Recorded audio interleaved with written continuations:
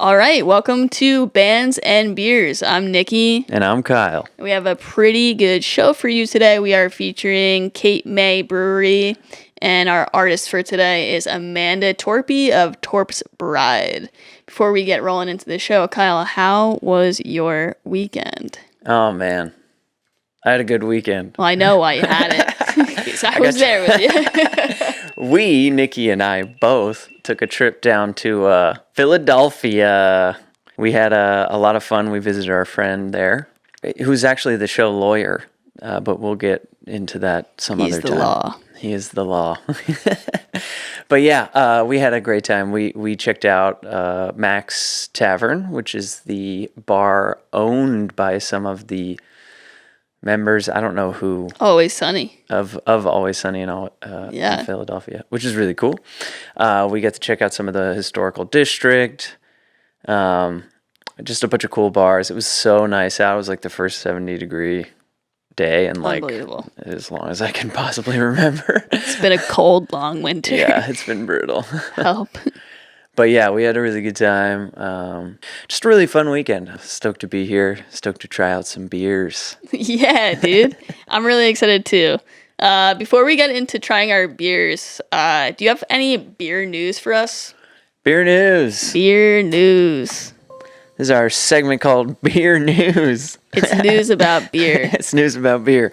Dogfish Head Craft Brewery partnered with the legendary band The Grateful Dead to release the Grateful Dead Juicy Pale Ale.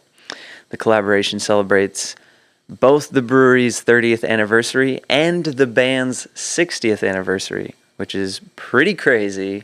Wow. The beer is brewed with Kernza, perennial grains, granola, and a blend of tropical hops, aiming to capture the spirit of the band's music in a refreshing beverage. That sounds like a brewing challenge. It does. But when you have a band as legendary as the Grateful Dead, I feel like people resonate with their music in a way where maybe it's not that hard to attach a flavor to that experience that so many people have shared throughout like decades. Yes. Yeah. I mean, 60 years, like to be a band for 60 years is wild. Insane. It's wild. And I think that, our parents' generation, they really, if they were following them, they really got to like kind of grow up with them. Mm. And when I talk to a lot of millennials that I'm friends with, or new people I meet even, a lot of people's parents are super into the Dead.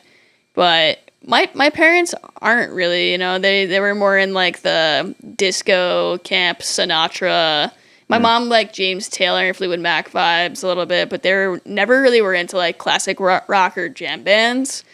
So I didn't really grow up around that. What were your parents into? Star 99.1. It was a radio station, Christian radio station. That is pretty much exclusively what they listened to. Kyle's dad's a pastor. Yeah, so very religious parents. And I didn't even know that there was other music until I was like 12. Wow. 11 or 12. That's not 6. That's not 6, It's pretty crazy. And there were so many good bands back then. And what introduced me to music was Guitar Hero.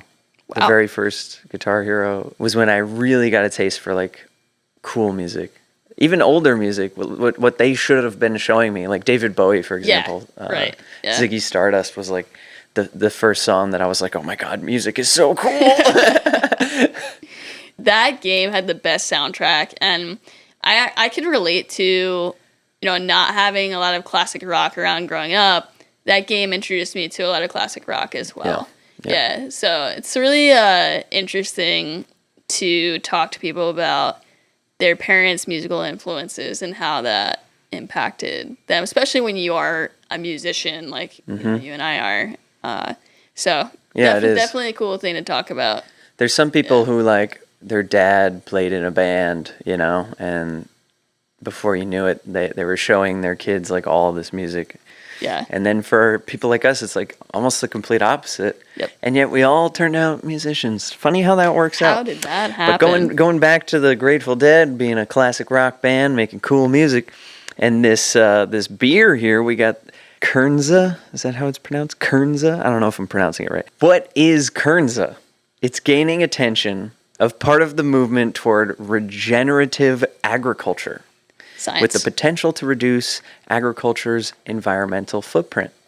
I think that's pretty cool. I feel like a lot of deadheads are into like protecting the earth. Yes. You know? Yeah, so it's a really well thought out collab, Yeah. I would say, in a lot of different ways. And I think if you're collabing and you understand the values of your target customer and you're constructing something based off of that, it's pretty much a pro move in my opinion. So really cool collab. That's awesome. Thank you for the beer news, Kyle. And moving on to the beer that we have featured for today. Beer of the day, people. Cape May Brewery. This is a really, really popular brewery in New Jersey. They get thousands of visitors a year. And it was started by two Villanova grads that were friends. They started it out of the Cape May airport, which is really interesting. And, the beers that they made were a hit and they became really popular. And then they recently had two big moves. One is they bought Flying Fish Brewery. Oh. Which is interesting. They are a New Jersey brewery as well out of Summerdale and in Camden County, I believe. So they bought that brewery and they shifted away from self-distribution to using local distributors. So that's why you can pick up their beer in most local liquor shops, which is great because, having the ability to try something new if you're not a local to South Jersey is really nice. Yeah. So with that being said, let's crack these open. Let's crack them. This specific beer is the Coastal Evacuation Double IPA. It's an India Pale Ale with a big, bold blend of hops. We got 8% alcohol by volume. Just how I like it. Look at that pour. Come on. Wow, you're doing much better than I'm going to do for sure. So just for our listeners, there's ABV, alcohol by volume. So the percentage tells you how much of the liquid is alcohol, so how strong it is, basically. Oversimplifying. And then IBU is International Bitterness Unit. So this one is a 60, which they say is kind of balanced on the scale. So that's how bitter the beer is going to be. So let's see if... Balanced sounds good to me. I love something balanced. Yeah. Oh, your pour, mine is entirely foam because I was showing off. Mine's not much better. But I like the color of this beer. It's like really warm looking. It just looks good.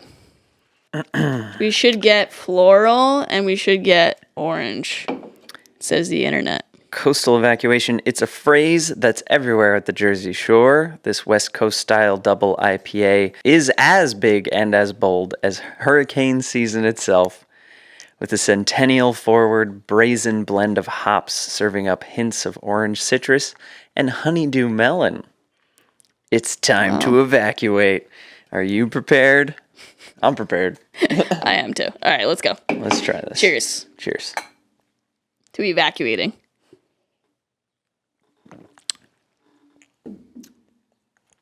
Oh, that's good. That is really good. Oh, yeah. You can really taste the citrus. It's so refreshing and light. It's, it all comes together when you think about the bitterness being at a 60. It's drinkable. Sometimes you get a double IPA and you're like, this is a lot. Yeah. This is really bitter. Yeah, it's not too hoppy. Yeah. Depending on your preference, that might be a good or bad thing. But for mine, I think it's perfectly balanced, honestly. Yeah, I would definitely buy this again and drink it again. And this brewery has a lot of good beers. Have you been to Cape May before? Yeah, so I definitely did when I was much younger. My family, we had like family friends that had moved down there at some point. Nice. When I was younger, and we went to visit them a couple times. Just really nice being on the Cape, checking out those crab things. What are they called? With the long, they just like sit on the, they're like shells sit all over the beach. I don't know, dude. Is there some sort of sea animal down in Cape May I'm not aware of? What are they called? Oh, man. Lobsters. No. I forget what they're called. That's embarrassing. You want to look it up? Yeah. Now we need to know. Now I gotta know. But yeah, no, what about yourself? No, I haven't been. But I've heard it's really cool and beautiful. And I would like to go to this brewery. I would like to attend the brewery. Horseshoe crab. Horseshoe crab. That's what it's called. Can I see it? They look like this. Oh, I like them. They like you too. They Also, ghost crabs are very popular down there. I've never even heard of a ghost crab. I've heard of a horseshoe crab. Yeah, because they're like big and they're just like all over the place. They're big boys. I think ghost crabs are much smaller. Yeah. Yeah. Interesting. Cool. Well, I like this beer a lot. Would repeat. I love this beer now, for real. I know, I really do. I think I tried it a couple weeks ago, and I think I logged this on Untapped already, by the way. Follow me on Untapped. Follow Kyle on the Tapped. And Nikki. Follow us both. Yeah, Kyle is better, though, at, like, expressing his feelings through a beer. Yeah, for example, in Philly last night, we had a great beer at this brewery. And I wrote about the beer. I wrote, it was definitely beer. That's what I wrote. So you can check that out on my page. Got a ton of great insights like that. Listen, you keep it real and honest. I do. That's what the people want. It was definitely a beer. But I really like this a lot. Awesome. Well, that's it for our beer tasting segment today. But we have a great rest of the episode planned for you guys. We have our friend Amanda Torppy coming on pretty soon. She's about to arrive, and we will welcome her. And so stay tuned for that.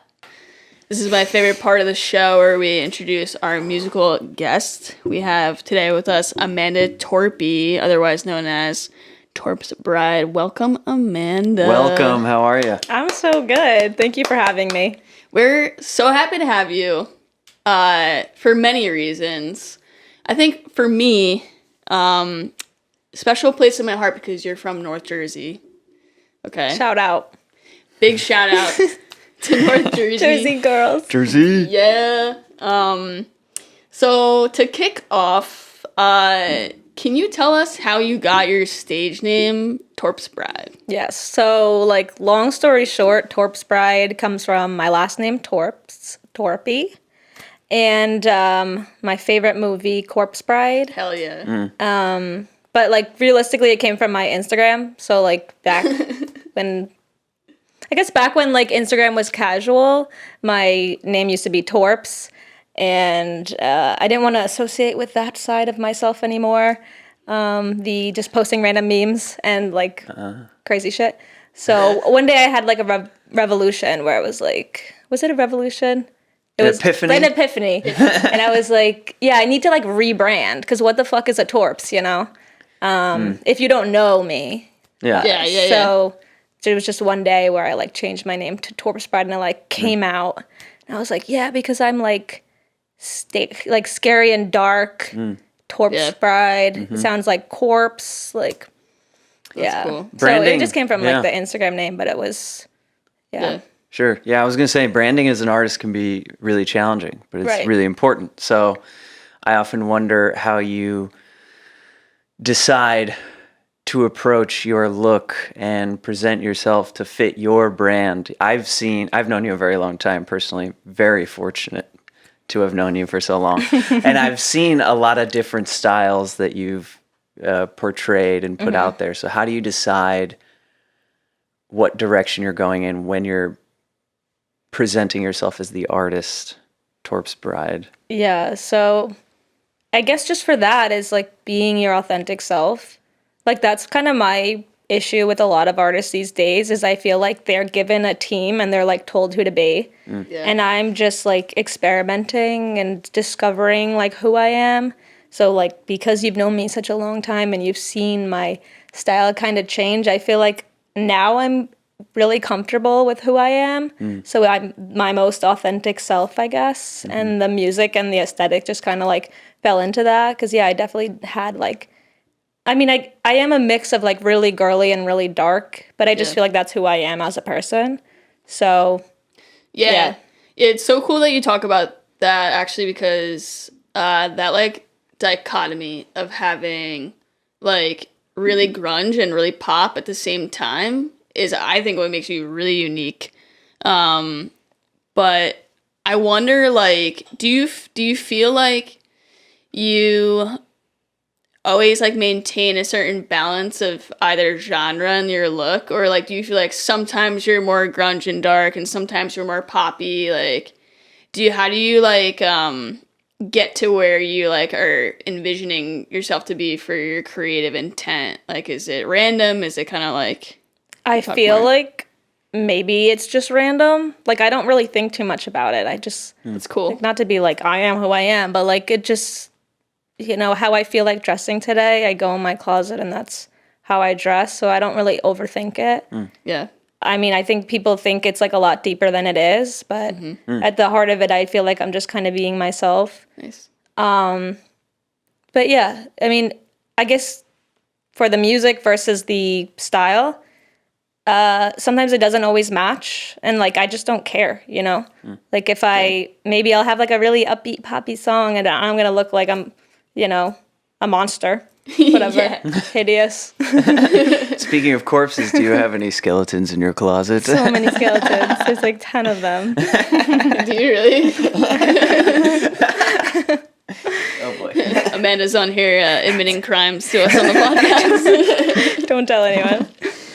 Oh man. Speaking of skeletons in your closet, I think you might be a Sopranos fan. A big fan. Possibly. I mean, as a Jersey girl, I feel like if you're not a Sopranos fan, like, Something what are you wrong. doing? What are you Just get doing? out. Yeah. Yes. Please I go somewhere agree with else. you. Yeah. Either embrace the entirety of New Jersey culture, leave. Right. Please leave. Please, there's too many people. We've had enough. You can all go. Totally. So speaking of hiding crimes and The Sopranos in New Jersey, you recently had a clip of your song go viral on Instagram about New Jersey, and I'd love to play that for everyone listening right now. Great. Wish I could move to Italy, but that's so far from New Jersey. And we have pasta at home, so don't make me go to Rome. I got a nice chihuahua, I got my coffee from Wawa. Oh, why would I want to deal with all that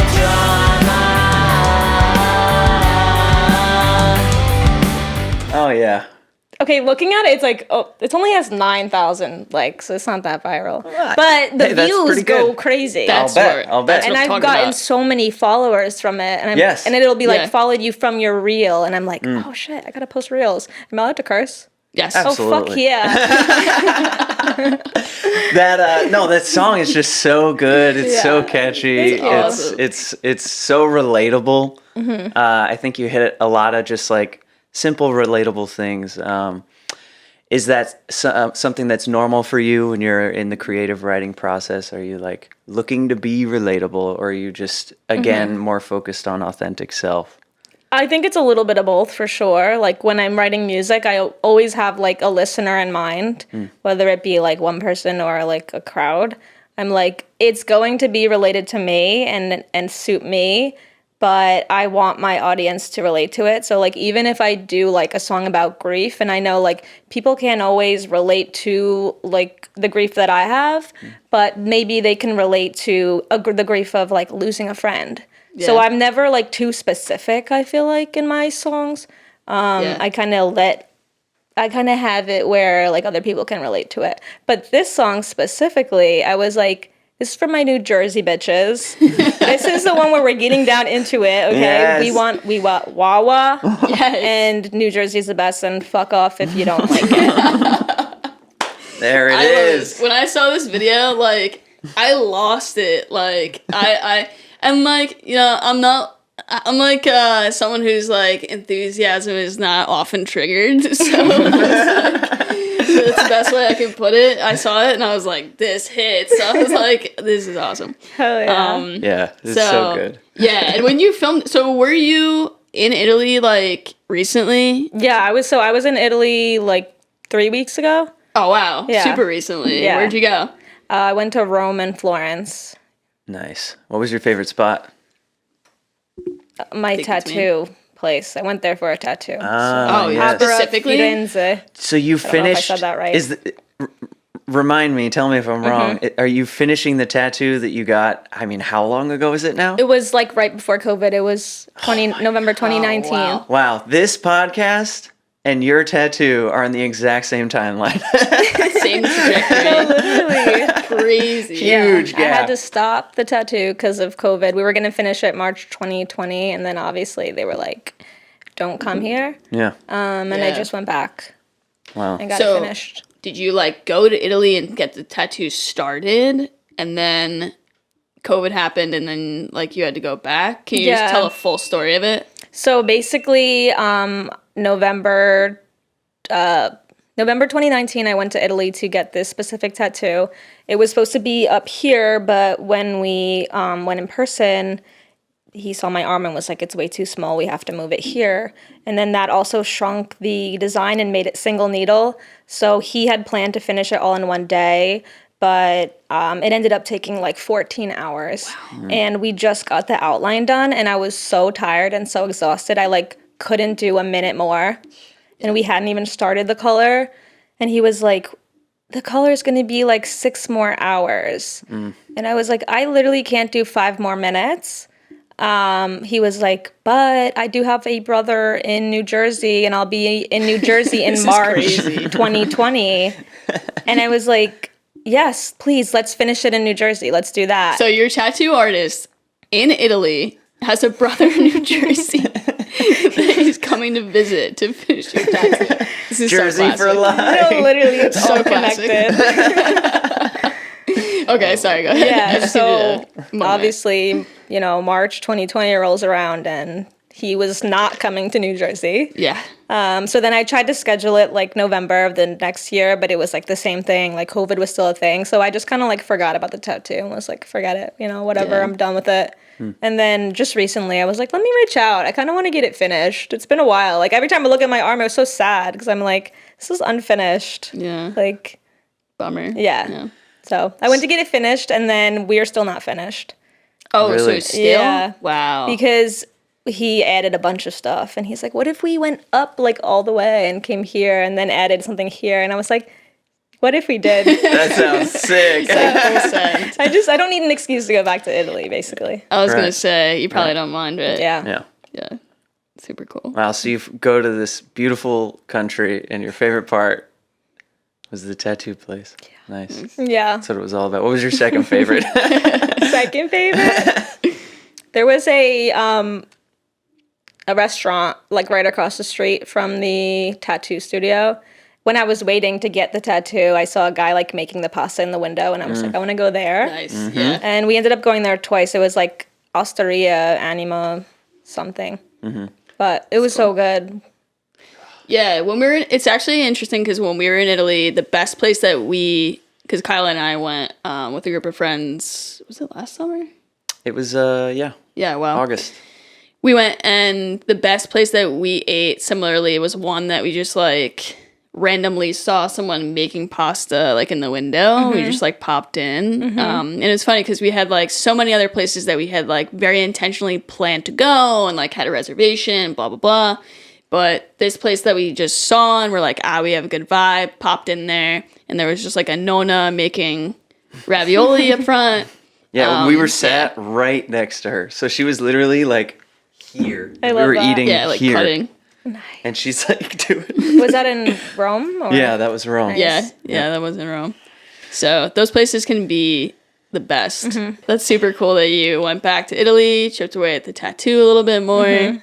That's awesome. But yeah, if you want to go back to the video thing, what we were talking Sure. No, about. yeah, Yeah. absolutely. I did not mean for it to go viral.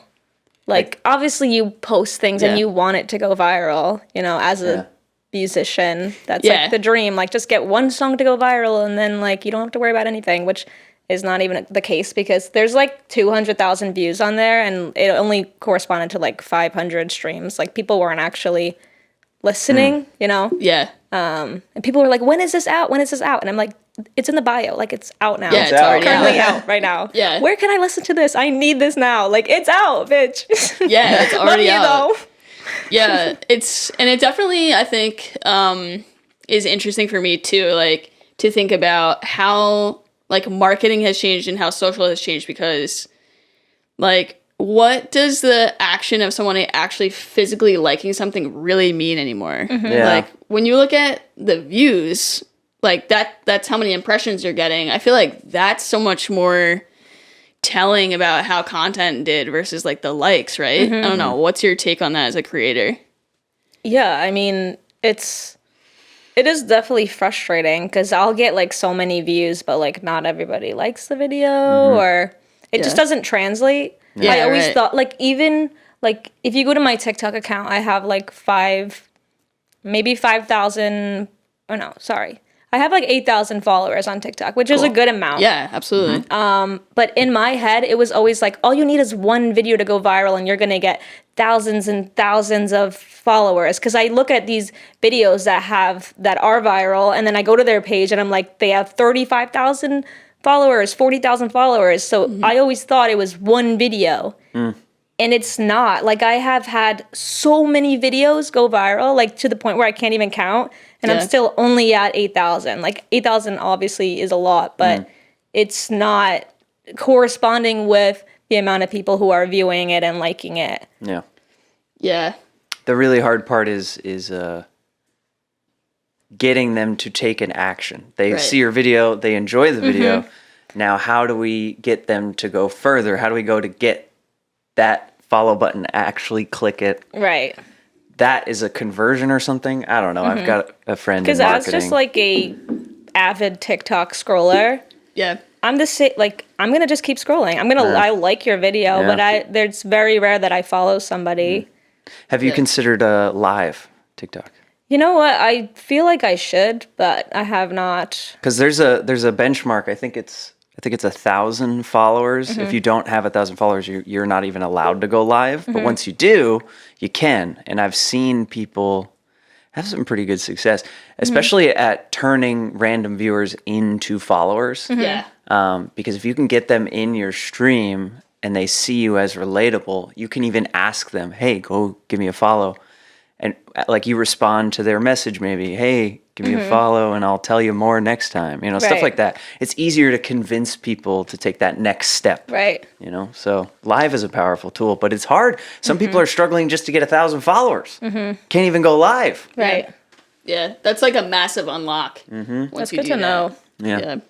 My problem is like whenever someone follows me, I feel obligated to like follow them back. Yeah. Which is like, I know nobody does that, but I feel more like I'd rather have mutual connections and like people that relate to me that I also relate to them Yeah. than just like fans, you know? Yeah, totally. Because I think also that speaks to your experience also being like a local artist. Like, so I think part of what makes you unique as well is like you're not just a content creator, like you're performing in local venues. So I think there's a lot of content creators who they're just making content, they're not like really performing. And you're like tapped into a local music scene in New Jersey where it is really about like networking and creating a real connection.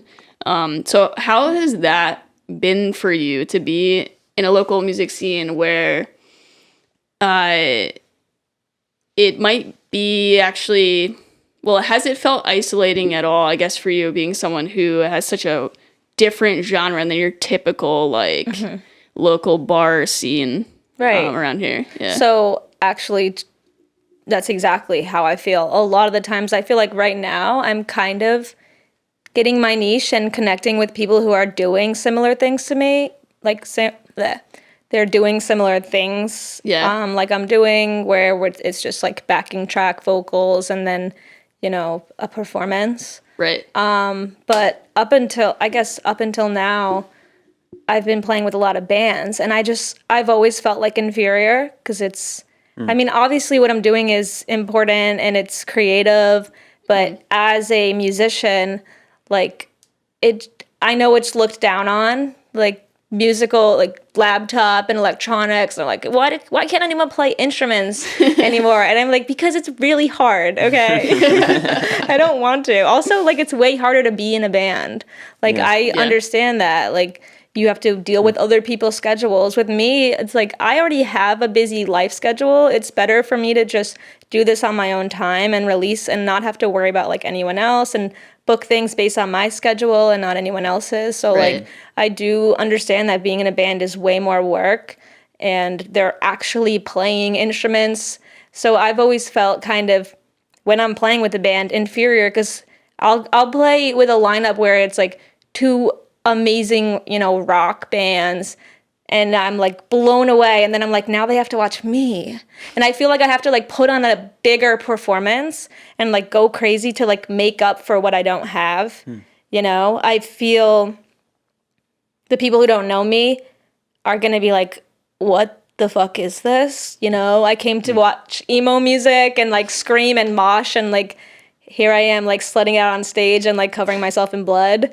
It's fun, and I always have a positive reaction afterwards, but whenever I do play with a real band, like beforehand, I am just like so in my head and so nervous because I'm like, they're not gonna like this. Like I'm just pressing play on my MacBook. Like they just heard, insane music and now they have to listen to like some electronic shit. And also like a lot of my songs aren't electronic. They have real instruments, but I can't do that by myself on stage. I can't play, for example, the moving cicada song.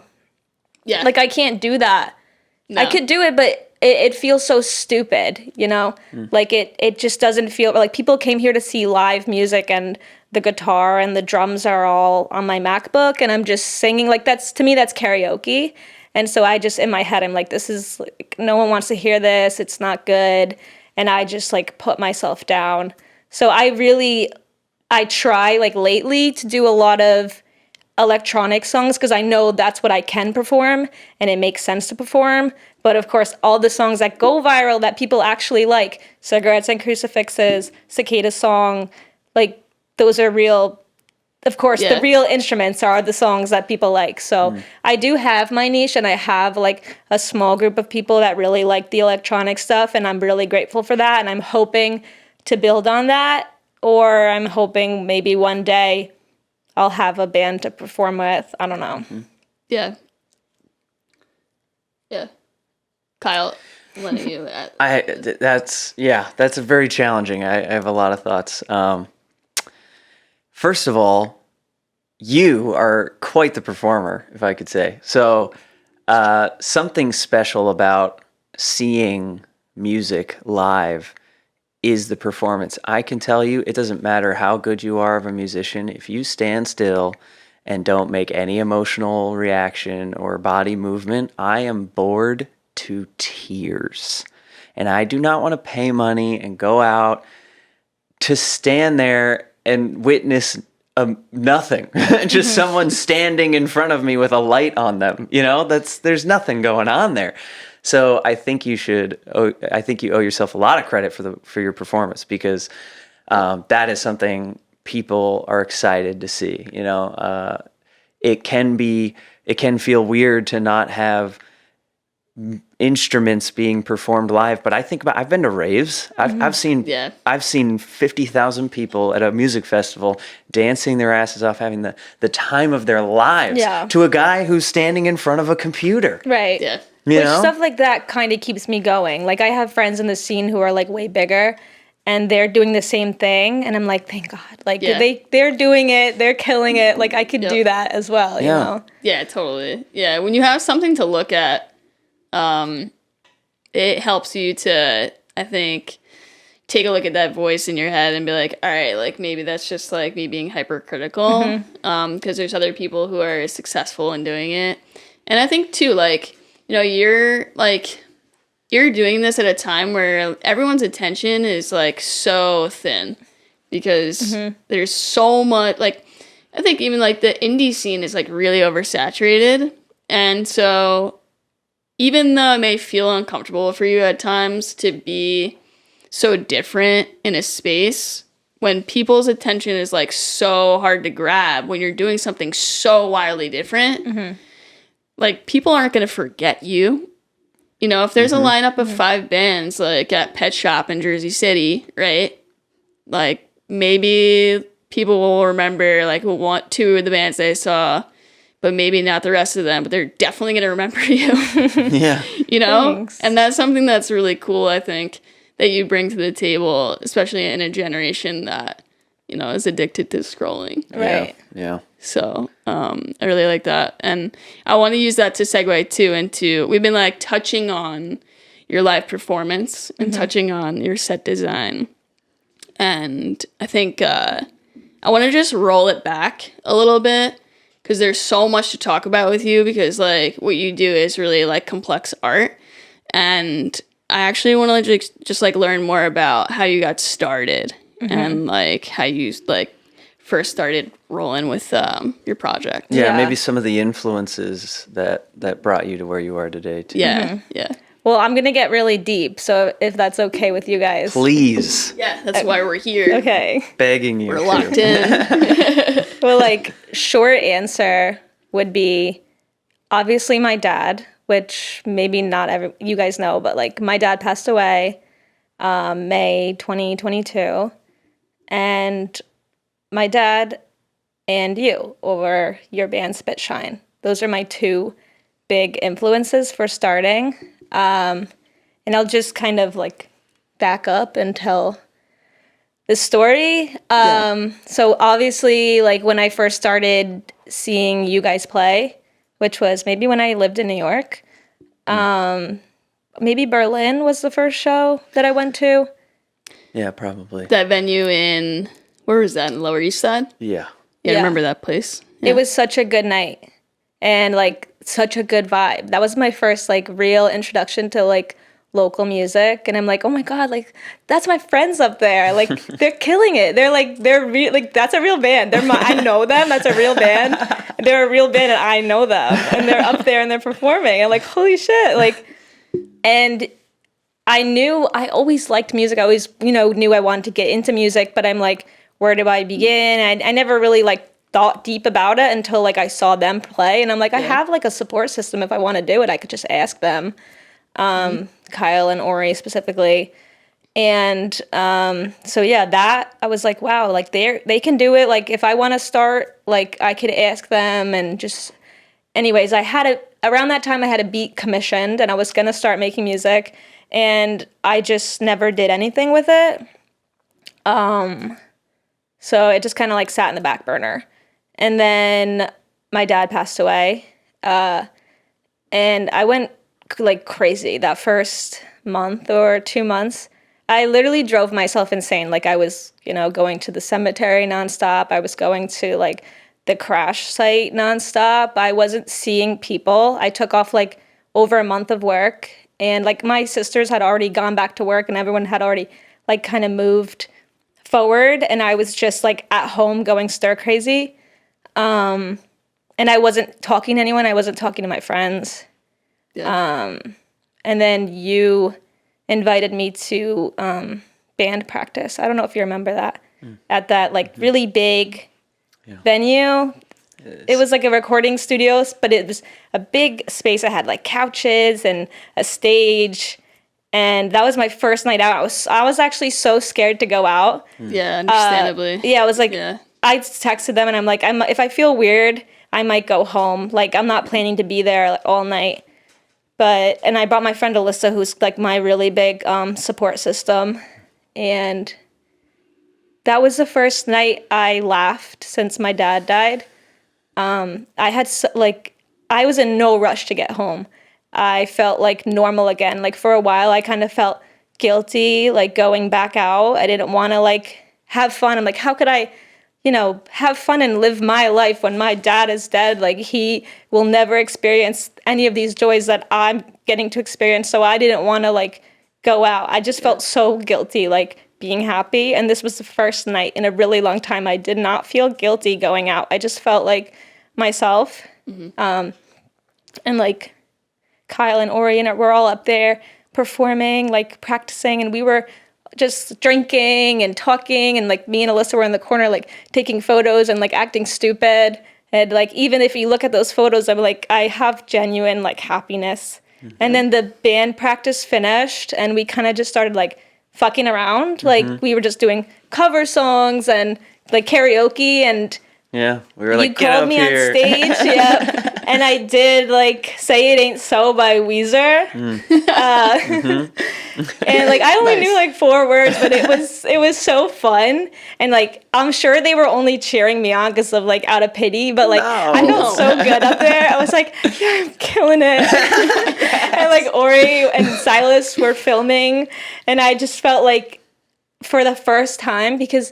So I don't know if you guys know, but like my dad was in bands his whole life.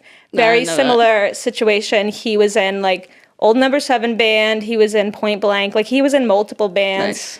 Nice. And he would always talk about like his time on the road and his time touring, his time, you know, playing in bands. Like that was the highlight of like, cool. Yeah.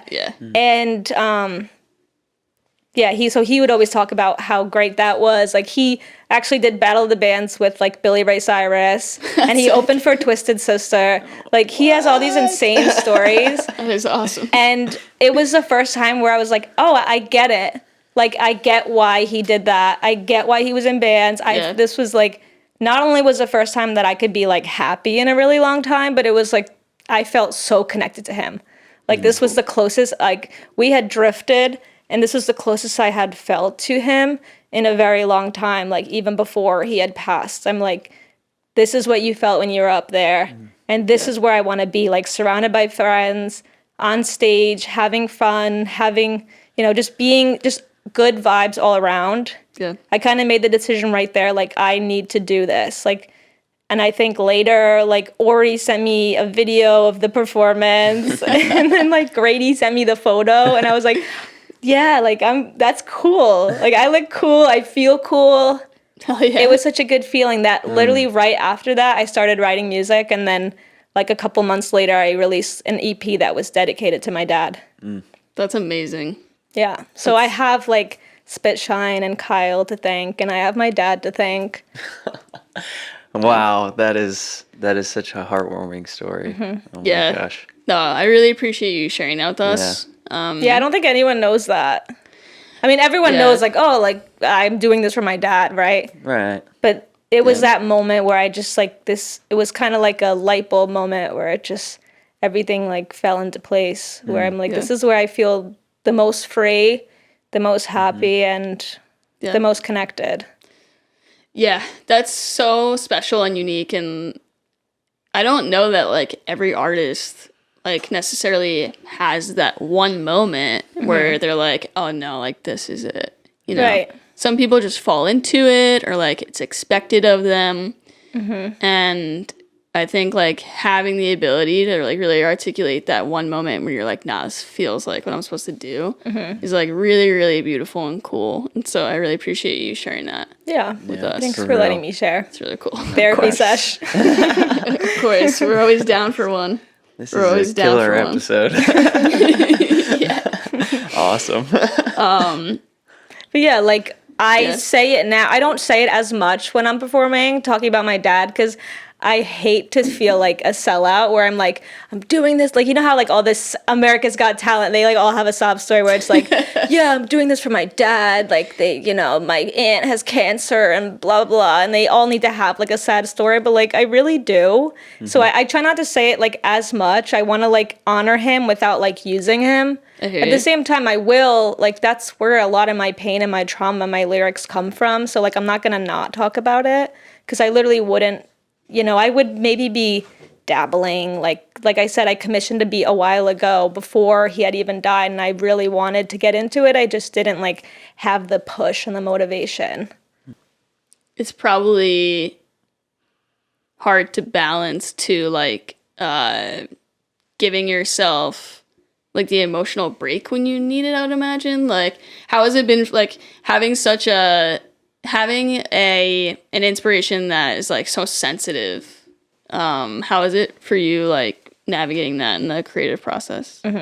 So honestly, I love talking about it. Like a lot of people want to pretend like it never happened and are afraid to talk about it. But like for me, it feels so good to just like get it out. Like when I'm doing it in music, when I'm writing, or when I'm doing it on stage, like it's very cathartic. I don't do therapy. I would love to do therapy. I don't have the money for therapy. It is like, this is my therapy. It's like writing and just like getting on stage and just screaming, like getting all of the emotion out. Like you see that I like cover myself in blood in these shows. And talk about that. Talk about your how you set it up. Yeah, like, exactly. Yeah. So I mean, like for the blood, it kind of like I did it at one show and I really liked it, and it was like I looked at the photos and I'm like, this makes the most sense to me. It's like I can't always tell people how I feel on the inside, but like I feel like I'm dying.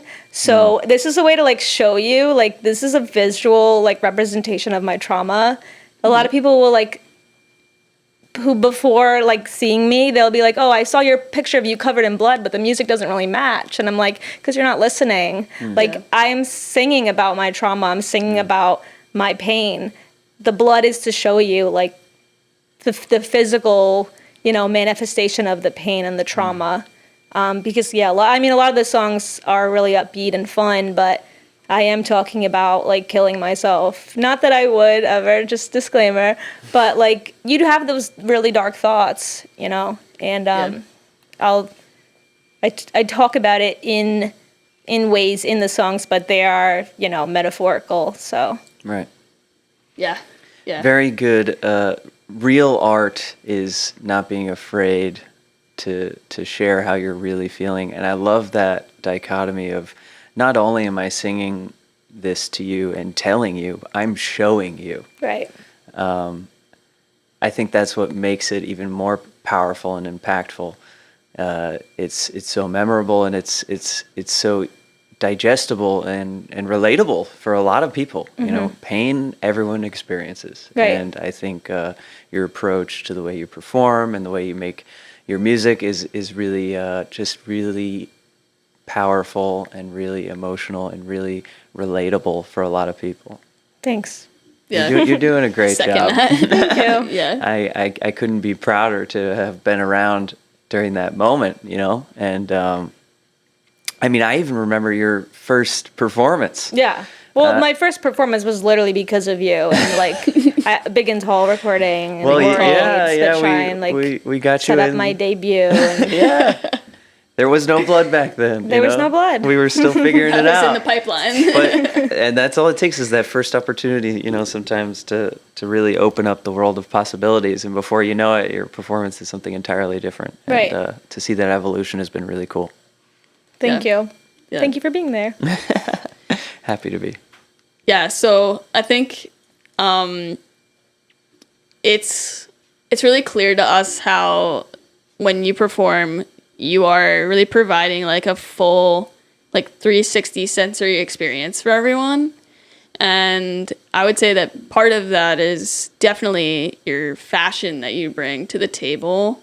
And, I'd say just knowing you personally, that's something that you express in your shows, but also outside of your shows. Can you talk to us about your fashion inspiration and also how you maybe your process in looking for things you like? I would love if you spoke about that for a little bit. Of course. So actually, I would say around college or right after college was when I kind of was able to experiment with fashion and had the money and the means to do it, even if that meant thrifting. You can't thrift without money either. Yeah. That's right. But I started on Depop. It was funny because there was this girl, her name is Bella, or Internet Girl, and she was a huge inspiration to me at the time. She started on Tumblr and I was following her there. Classic. Yeah, and then I followed her on Instagram and I followed her on Depop, and she did these style boxes and mystery, where she, styled you, and I just loved her look and her style, and I really looked up to her. And then similarly, there was another girl, her name is, her It's Genesis Web. I think at the time it was Genesis the Angel, and then it was Angel X Freak. But I was obsessed with her too. Cool. Just both of them were on Depop, and I loved anything that they posted. I would buy like all their clothes. And That's her. yeah, that's Internet Girl. Internet girl. Very cool. But she became like a Depop ambassador. A lot of my like early style is just basically copying her. And because she ended up starting her own brand, and then she started like selling the Internet Girl, the iGirl necklace and all that. And I just was basically a fangirl. I was just like a big fan, and I copied like everything that she did. And from there, I kind of found my own style. Like she was big on thrifting and making these like style boxes, and I was like, oh, I could do that. And then of course I did it, and then Depop took down my order. They were like, you're violating our rules. You can't sell mystery boxes. And then I'm like, your spokesperson literally does it. She's the spokesperson of Depop, and that's what she's known for. But whatever, when I do it, it's not okay. I sold one mystery box, by the way. At least you got one out.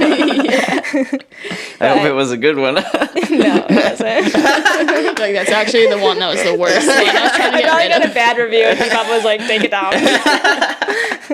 But yeah, like I used to look up to just like style influencers before like the term influencer was even like a thing, Yeah. When like Instagram and Tumblr was, big, like old Instagram and Tumblr.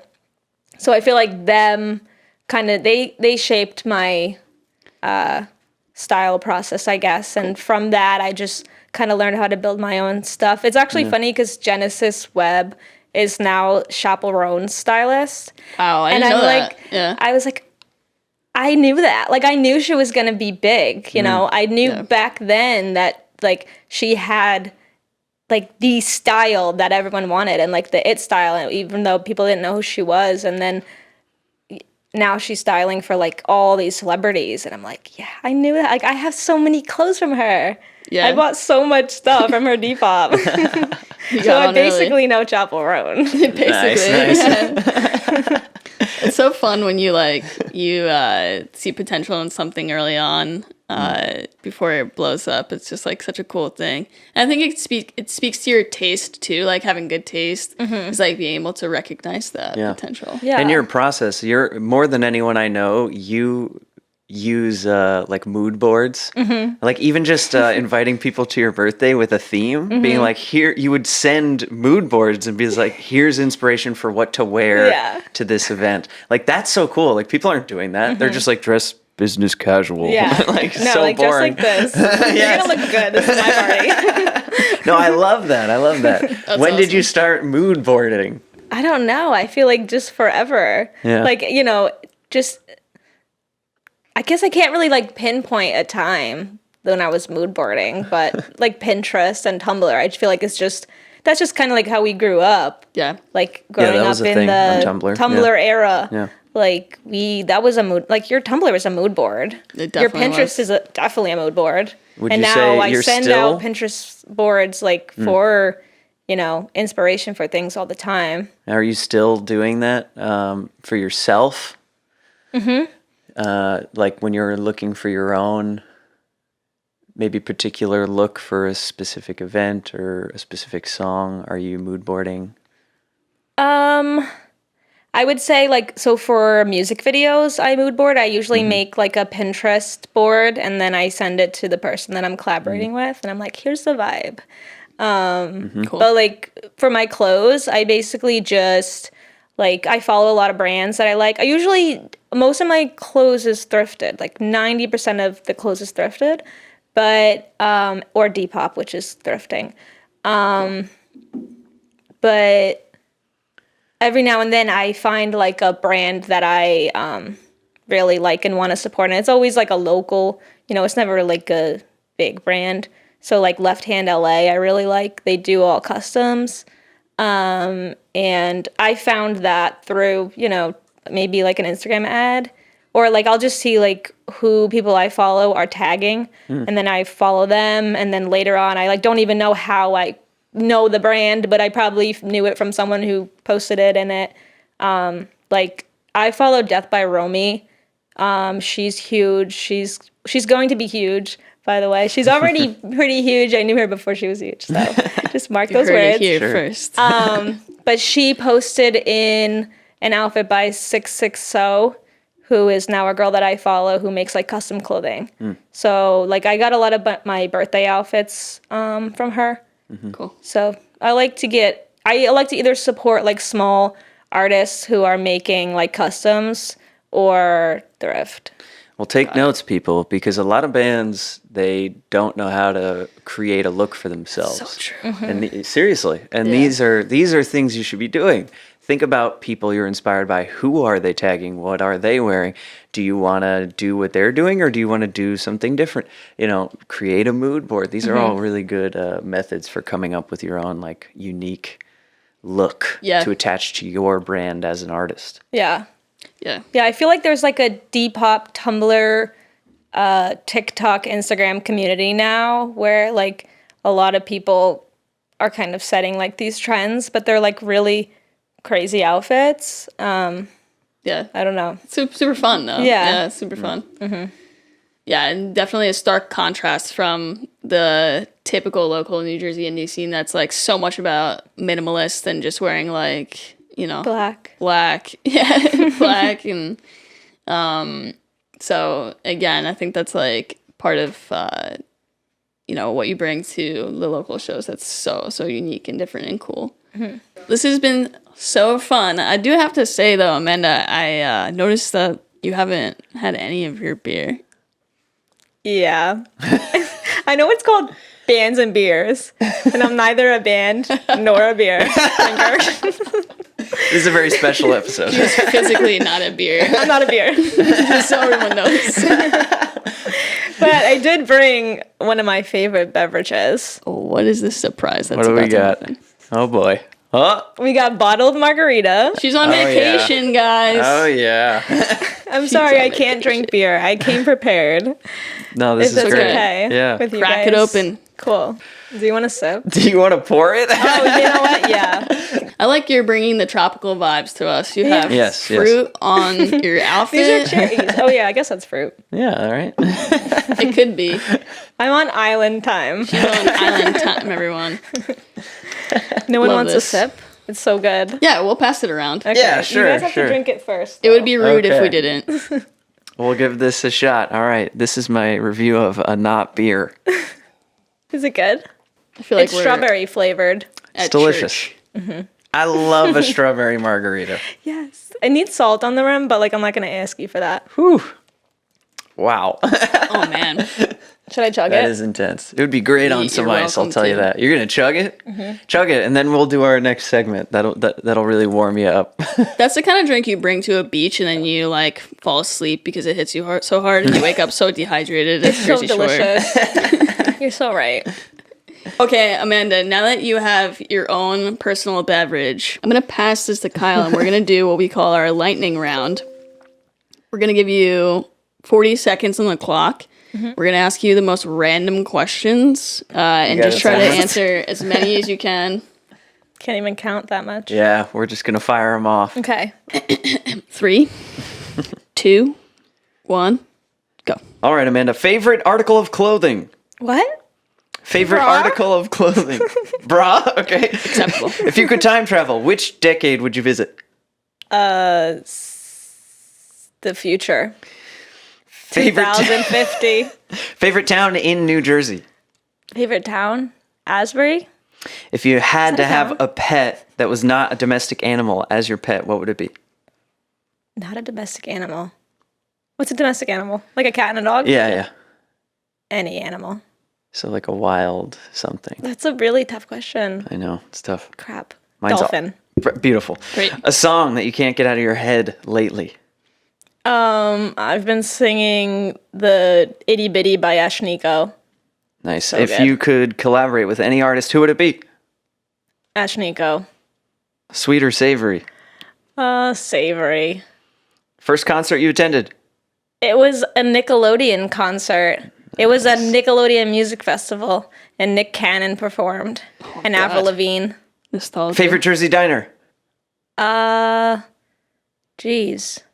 Let's go Gus's Colonial Diner in Lyndhurst, New Jersey. So niche. Is that still open? Yeah. A skill you'd love to master. Skill I'd love to master. Playing an instrument. Go-to comfort food. Go to 3, comfort food. Margarita. 2, 1. Done. Great. Was That there was more great. questions? I think so, yeah. There What was. would you have said if you had to ask a question? Really quickly. Oh, Fail. see, there's no way I Flipping could have done script. that. There's no way I could have done that without a script. You did great. Excellent. I'm work. good at contextual questions, maybe not random ones. Yeah. It's okay, Kyle. We'll work on it. We'll work on it. Get on Yeah. next time. Always room to improve. Well, Amanda, you did wonderfully in the lightning round. Thank you. Thanks. To wrap this up, is there anything that you have coming up? Anything that you're putting out that you want to shout out here and talk about? So I have a song coming out April 9th, very soon, with Rodrigo Hooper. And it's someone that I met online. He just DM'd me, basically, because I came up as like a recommended artist on his Spotify. And I listened to his stuff and I liked it. And he was like, do you want to collab? And basically he sent me a beat and he sent me some lyrics and said, do what you want with these, change them as you must, send it back to me mixed. So I did a verse and I did a pre-chorus and I harmonized with him on a chorus. And then I sent it back to him and he edited it. But he's from Italy.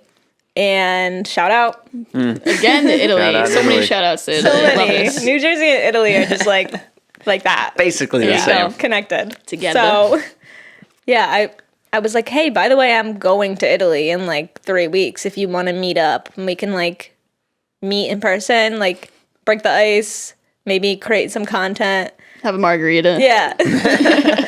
And I was like, I'm going to be in Florence, but he was in Milan, which is like 4-hour drive, maybe more. He was like, sure, let's do it. So I traveled like 6,000 miles to Italy and he traveled 4 hours to meet me. And we just shot a bunch of content. And it was funny. I got like maybe poison ivy because I did a dance move in the grass. And then I came out on my new tattoo, by the way. Oh, no. Covered in hives. Oh, That is not not the new good. tattoo. Right on the new tattoo. Oh, It was worth it. it's the worst. So April 9th, that song will be out in some of the content. Cool. That's awesome. That's awesome. I'm Yeah. really excited about that. That's great. Yeah, I also have a song coming out with Wicca Musica. She's my friend. We have a song called Desperate House Knives. Ooh. And she has a very similar style of music to me, except she is like a real musician. Please. So she is insane. Definitely check her out. But our song comes out in May, and we're shooting a music video for it in 2 weeks. Yeah. And that song is just about like 2 housewives who murder their husbands. Interesting. Nice. Yeah. That's like some real soap opera shit right Yeah. there. I love that. I love that. That's super cool. Well, we'll be looking out for those releases from you. I'm sure they'll be awesome. And it's good to know that you're working on some new stuff we can all look forward to. Hell yeah. Yeah, hell yeah. Yeah, shout out. Thanks so much for joining us, Amanda. Yeah, thank you for having me. It's It's been been a real pleasure. It's been awesome. And shout out again to Cape May Brewing Company Cape May. for this wonderful IPA that we enjoyed while interviewing Amanda. Yeah. Thank you. Awesome. Thanks, Amanda. All right, guys, make sure you listen and subscribe and like and share. We appreciate you very much. This has been Bands and Beers. Bands and Beers.